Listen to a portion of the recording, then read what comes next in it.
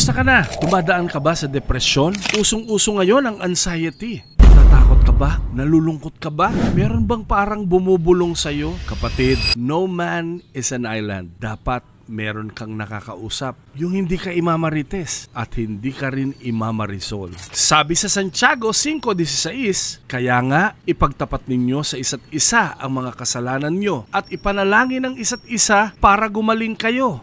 Malaki ang nagagawa ng panalangin ng taong matuwid. Kapatid, huwag mong kimkimin, huwag mong itago, palagi mong tandaan. Kung wala kang taong makausap na mapagkakatiwalaan, merong Kristo na nag-aantay sa'yo, handang makinig, handang umunawa, at handang magmahal kahit ano ka pa. Palagi mong tandaan, manalangin ka na magkaroon ka ng kaibigan na mapapagkatiwalaan mo ng lahat ng iyong alalahanin. Sa pamamagitan nun, naniniwala ako ang kumpletong kagalingan, kumpletong kapayapaan, at ang lahat ng kailangan mo, pisikal, material, espiritual, lalo na emosyonal, matutugon sa tulong at habag ng ating Panginoong Hesukristo. Ito po si Tay John.